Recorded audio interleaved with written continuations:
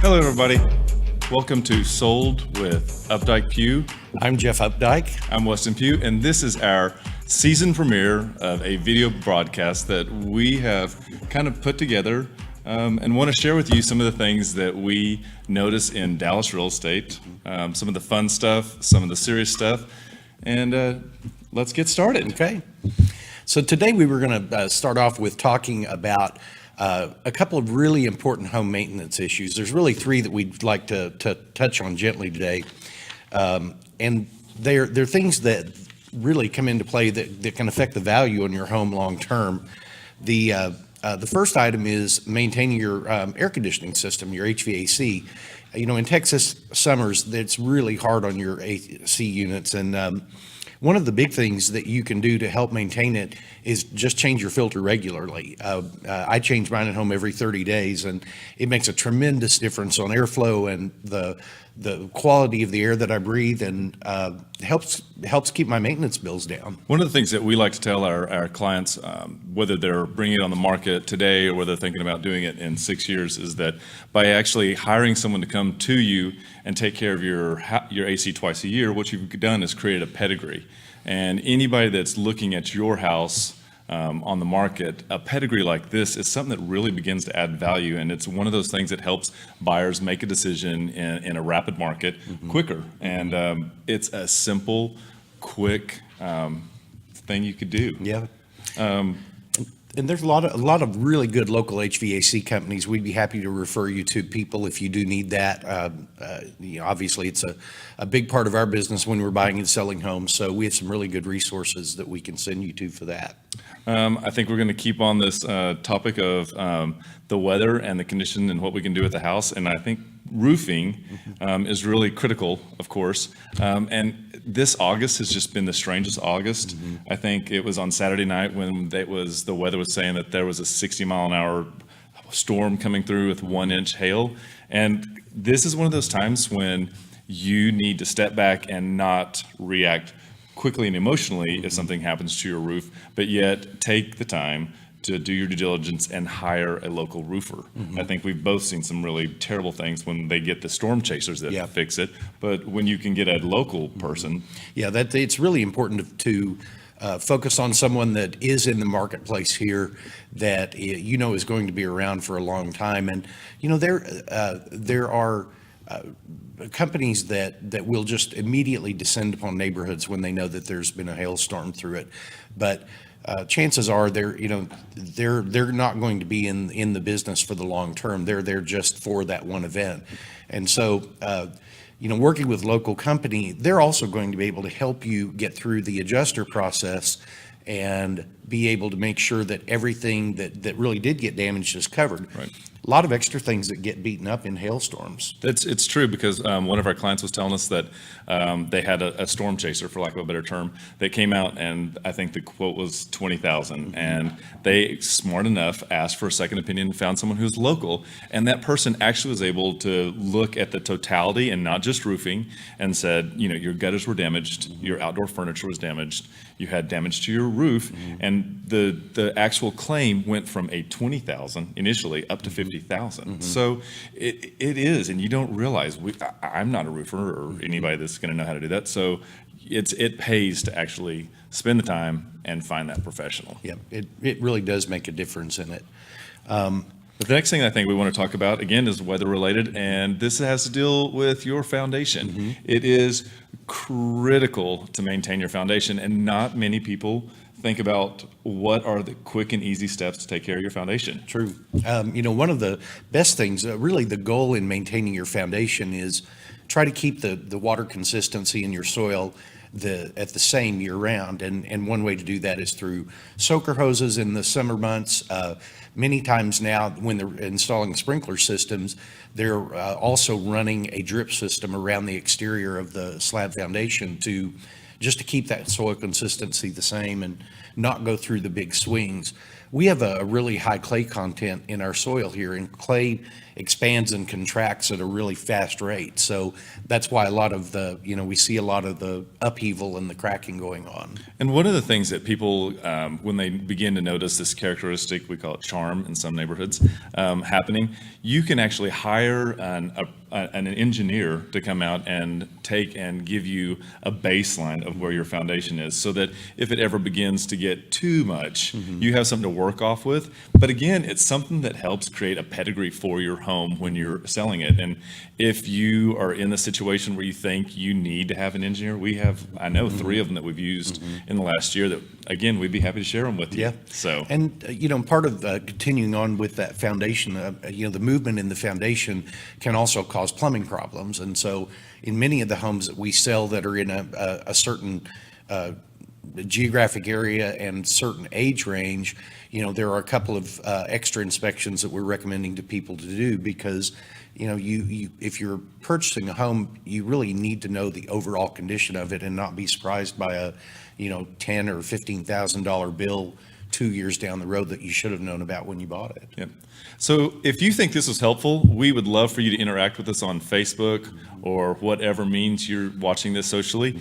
And more importantly, if you have questions that we haven't answered or topics that you'd like us to touch on, please send them in to us. I think that eventually we're going to get far enough down the road with these little series that we'll be able to have something here that'll tell us if you're interacting with us and be able to respond live with you. Right. So one of the other tools that we wanted to bring up and talk about was a new website that we've set up just for our clients and customers to go and be able to find out what their home, the value of their home is. Yep. And it's a very simple process. You go to homeprice.fyi, and at that website, all you have to do is put your address in there, hit submit. It'll ask you a couple of other questions, and then it's going to instantly give you a value on your home. One of the things that it also does is gives you a confidence score on how close it thinks that price is. And, if that confidence score is not high enough for you, give us a call and we'll be happy to put some real numbers together and get it more exact for you. But one of the other things too that's great about this tool that we're all talking about right now is that it works even if it's not for the house that you actually live in. So we have plenty of clients that we help that buy investment properties, and they want to look and spot trends inside of a neighborhood and be able to react more quickly. And this is a really quick, easy tool that keeps you updated. Let us know if you try it. Yeah. We'd love to hear from you. Absolutely. Good. So I think next we wanted to talk a little bit about a development that we're selling right now that's called the Villas of Prestonwood. And the Villas of Prestonwood is a 300-unit townhome development just at the corner of Marsh and Hebron Parkway. Yep. It's right where Park and Hebron Parkway kind of merge into one. And it was a development that was started about 8 years ago. They've had 3 or 4 different builders in there. The builder that is completing the last, 100 plus units is the developer that has owned the land for a long time. And so they're a great little, we've done a couple of different, not studies, but we've run some videos and we kind of watch the backside analytics to see who's watching and who's not. And I have to say that it has a really great cross section. So we've gotten a tremendous amount of viewers that are looking for downsizing. But I think that the price point is also extremely attractive for first-time home buyers. So it is this really good combination where it doesn't look like the neighborhood would age out or anything. Right. The price range on these is, they start at just above 300,000, and then our most expensive unit is in the mid 500s. And on the more expensive end of the price spectrum, you're going to be on a really cool creek lot. You're going to have a back patio that kind of hangs out over the creek a bit. And, you know, they're really, really well done, regardless of the price point that you're in. You can also go to take a look at, if you go to Villas of Prestonwood, the website. What we've actually done is we've hired a company to create 3D tours. And these tours allow you to actually share and tour around. The 3D model that's on the screen right now would allow you to step into the townhome from any area and then walk around, placing the cursor on the little zeros will help you move through. One of the things that this developer has done that I think is completely different from a lot of the other new home constructions. Ziggy, if you can walk into the kitchen, that'd be great. What this is actually going to do is they have eliminated upgrades. So what they've done is they've pretty much taken a look to see what is the most common upgrade that people are looking for and made them standard. You typically know that when you go into new home construction, you write a contract and it's for the lot and for your elevation. But then you don't actually know what the end price is going to be because you have to go to the design center. And at the design center, you're going to choose your flooring and your tile and your backsplash. Well, they've taken all the guesswork out. And some of the key features I feel like that they've actually zeroed in on are flooring. And now it is solid plank flooring that you can sand and scrape and stain multiple times instead of engineered. There is no carpet in the house. None whatsoever. It is completely wood all the way through. The granite countertops in the units are all come standard. Yeah. You have a selection on a color with those.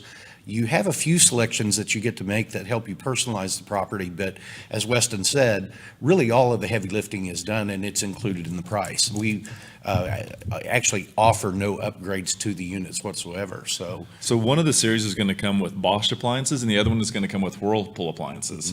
So great quality products are being used. What's ever trendy right now is the standalone tub.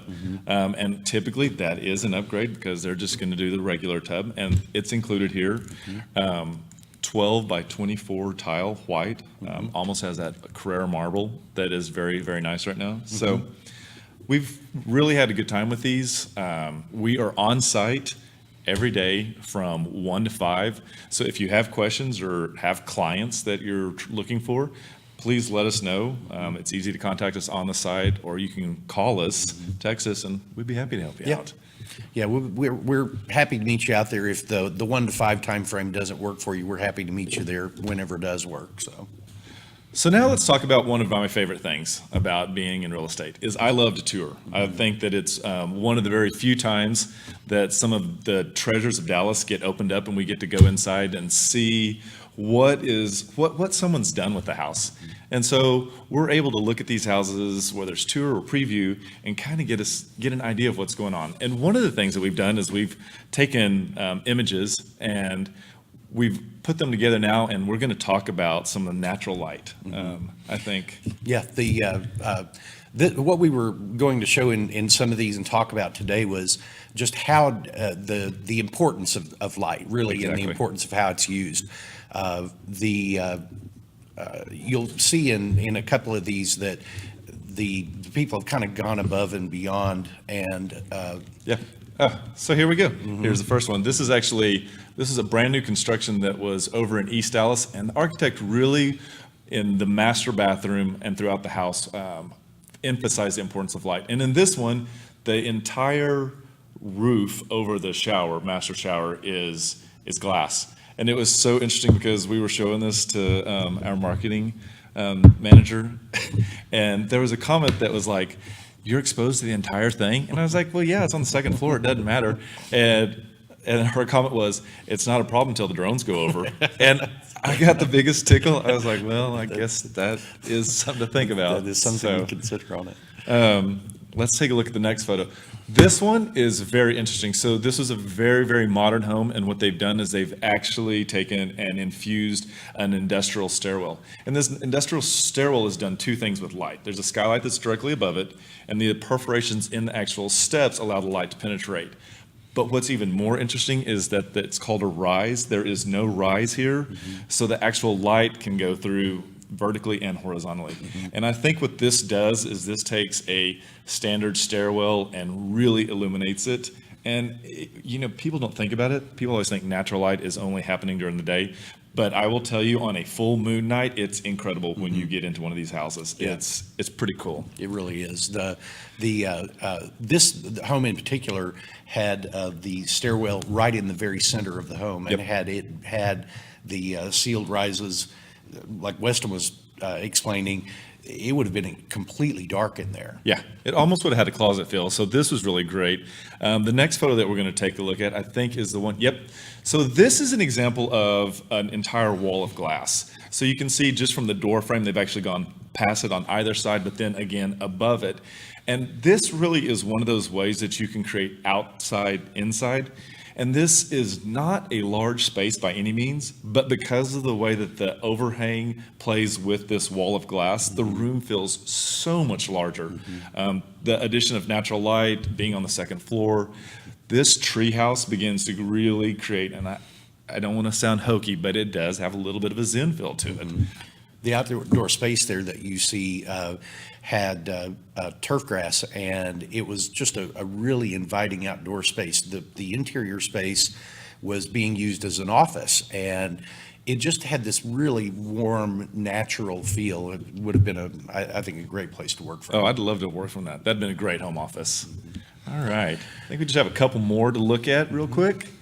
So this right here, this is not natural light, but I think that it's a good use of warm light. And this is a location that we're beginning to see people actually undermount cabinets that just aren't in the kitchen. Whether it's a media cabinet, whether it's in a powder bath, or in this case, this is a master bathroom.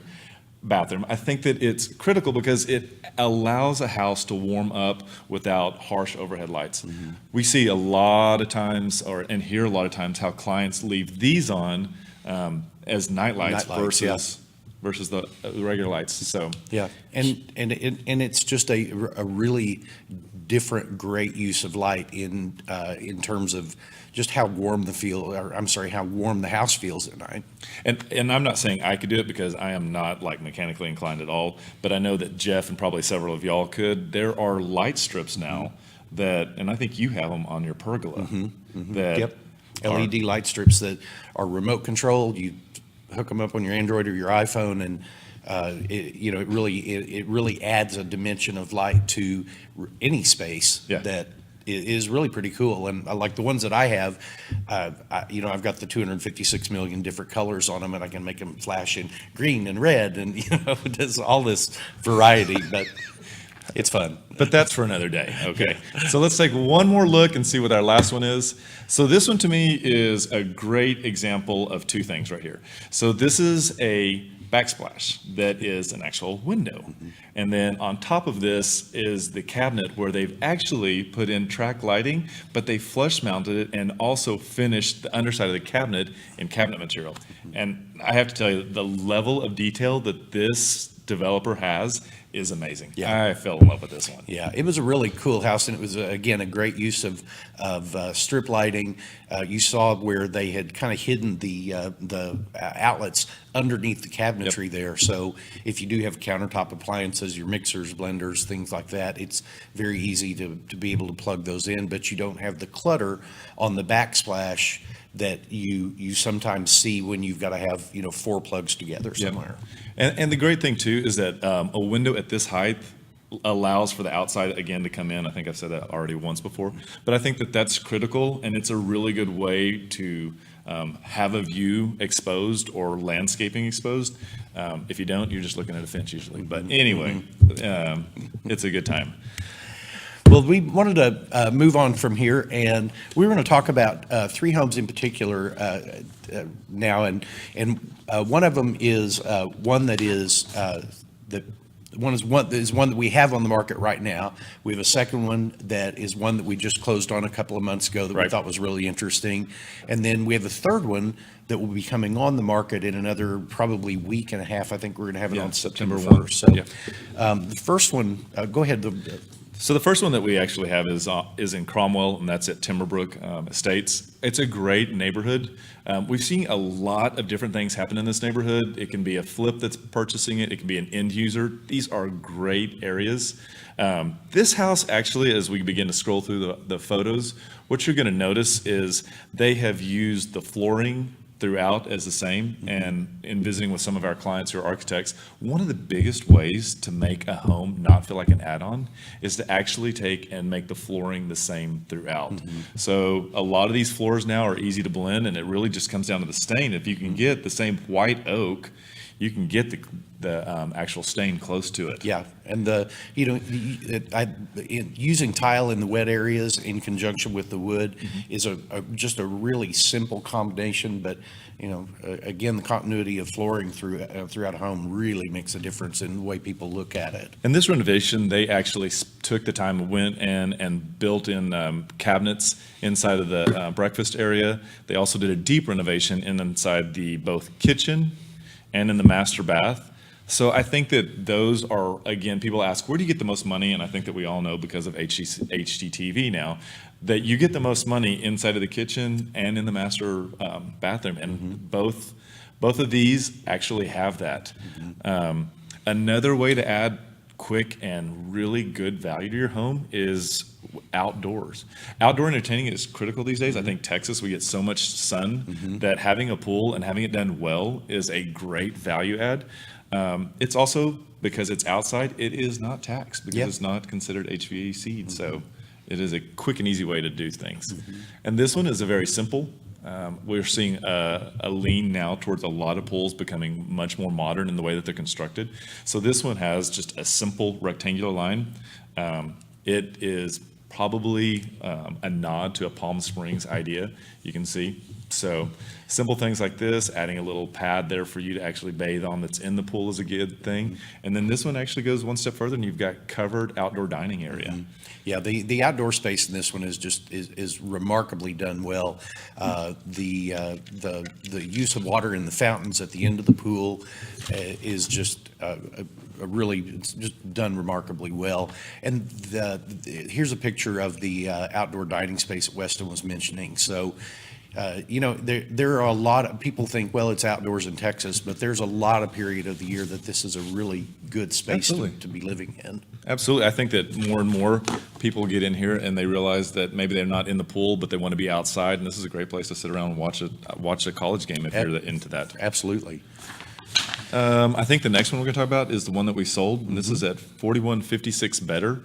This is a great house. I love this house. Yeah, this was probably one of my favorite homes to see be built and to ultimately sell.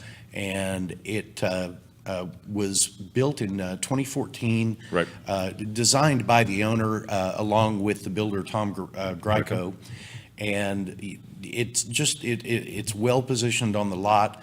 The landscaping that they did after the construction was done was just really done remarkably well. So it was a very interesting. So the owner of this, I think that the owner actually went through this and said, okay, how does this home sit on the lot, and how can I maximize it? And he did a bunch of things. So he was down to the plants that he put throughout the front and the backyard.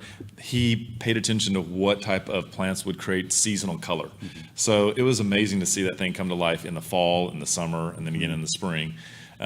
This is an amazing shot right here. This is the bocce court, and it is a regulation size bocce court that actually has a gas fire pit on one side, the pool on the other, and then it has outdoor dining. And I have to tell you that the people that ended up buying this, their son absolutely loved this. For someone to be able just to go out there and toss the ball and not get in trouble, it was perfect. Yeah, and those owners were really smart about something else they did on it. They had added a guest apartment to it, then had it built in up over the garage with its own parking pad and own separate entrance. And the benefit to them was they were able to offset some of the ownership cost of the property by renting that out as a corporate rental. And I think we took advantage of that in our marketing and actually tried to look and say, what is something about this house, just beside how amazing the outside is, but what is a value add that people don't always know about? And I think that was one of the big things. They had a private entrance into the house. It had everything that it needed and was self-contained. The parking pad was huge. But then the great thing is that they thought far enough ahead that they were like, well, what if we had to put this in and make it for someone else that came to live with us on a full-time basis? So interacted with the house really well. They actually did some great design elements. One of the things is those floors are actually not travertine. Tom Greco was able to work with the cement company and have them add additional aggregate to it. And then once it was poured, they began a sanding process. And then once the house was finished, they went ahead and buffed it. So it created this travertine look that is ever popular right now. So it really, really a cool 1950s stone feel that I've only seen that 2 or 3 other places, where it's done this well. Yeah, it was great. And one of the last things that he did not last, but the last that we're going to talk about today, there was actually the floors did not actually sit on the travertine. They actually had about a 1-inch gap, something that you can see if you go to the Perot Museum. And what this did was this created this really interesting architectural shadow line. There was no baseboards on it. It was extremely clean. And clean doesn't translate into sterile and unhospitable. This was really one of the most homey homes we've had. Yeah, very, very nice. The last one that we're going to talk about is a home, the home that we're bringing on the market that'll be available after September 1st. And this is at 10823 Pagewood Place. And it's a really cool 4,000 square foot, 1978 construction home that is so well built and so well maintained. And these owners have been there for 20 years at least, and have really just done an incredible job with it. The house is really interesting in the way that it's laid out. It almost makes like a little bit of a reverse L. Okay, so let's go ahead and skip in here and take a look. This is going to be actually, from us looking at the back wall, this is actually looking back at the front door. So those are a double mahogany door. And yes, that is a 17-foot fiddle fig tree that is right there. It's amazing. Has its own water. Yep. That thing is amazing. Yep, in the living area there, you can see where it's got 22-foot ceilings. There is a step down to that living room off of the slate area there, and it just continues to that to the stone wall there, and that is surrounded by wonderful windows. Yep. That this owner was a glass art collector. And so she had colored glass art in almost every one of those windows, and it was amazing to walk in there in the late afternoon when the sun is just streaming through, and there's all this really incredible color that's spread around. So this house, front to back, inside to outside, is set up for being able to entertain, whether it's a small or a large group, and it doesn't matter what the weather is. This is one of the most beautiful shots. So this house actually is situated on the creek, and you can see that there is a beautiful, almost amphitheater type stairs that comes down, and it comes down to this large bocce court. Yet again, who's ever had 2 bocce courts? We had 2 this year. Yeah. And it has additional seating area, and the mature trees of this property just continue to add. They've gone ahead and, as you see in the left-hand portion of that picture, they've added additional lights. And there's also lights that are inside of the tree. This is not just a bocce court that has to be used during the daylight. And I think that is so much fun. And I asked him, I said, how many people have you had here before? And he said, I've actually had a high school reunion here. And I was like, golly. There's a couple of other pictures that are in there that'll show you the size of the pool. Again, you have On the left-hand side of the photo, you're going to see where you can come right out of the kitchen to a grill that is a little hard to see, but you also see that there's seating area up there. The pool has additional seating around it. And then there's, in the back right, you can see a little bit where there's yet a seating area. There's probably enough for 8. And then there's a dining room table back there that can get to 9. Right. Perfect. Thanks, Ziggy, for doing the cursor on that one. Appreciate that. Yeah, it's a really, another very well-done space that uses the outdoors as additional living space. The 4,000 square feet sounds like a lot of house. It doesn't feel overwhelming, but it's just really well-used space. Incredible. We kind of call it the car wash shower in the master bathroom because you can, it's pretty much fully open. You just walk into it and the water is all right there. So, and I think one of the last things to kind of point out about this house is that this is one of those houses that is also set up so that it basically has two masters. So one is on one side and one is on the other. And again, in situations where we've got more and more people sharing a house from different generations, this is a huge value add. And the fact that there's no stairs except a step down, I think that the possibilities here are really great. Yeah, it's going to be an incredible home. Call us if you'd like more detail on it before it comes on the market.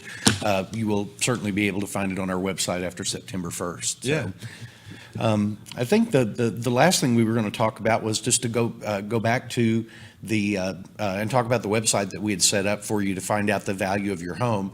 And that's the home website is homeprice.fyi. Just go put your address in, a couple of clicks through, and it's going to give you an instant property value. And, this one is a little bit different than some of the other online valuation models. I'll pick on Zillow for a moment. If you dig down into Zillow's website, one of the statistics that they talk about is their accuracy. And the Zillow's only gets within 10% of an actual price less than half the time.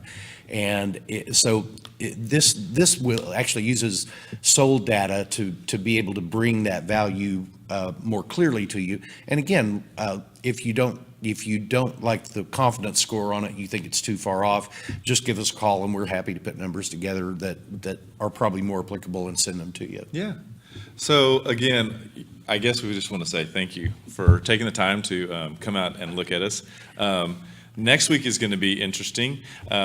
Jeff, what are you going to be doing next week? I'm going to be out of town next week. So that leads to the next point. It's either going to be me sitting in this chair by myself, or this is an all call for auditions. If you'd like to be sitting in Jeff's seat next week, just mail us a quick little snippet of you in a video. We'd love to see it. And who knows, we may choose you. So I think just post them on our Facebook page, Updike Pugh, where this is being streamed, and Weston will be able to pick out a co-host for next week.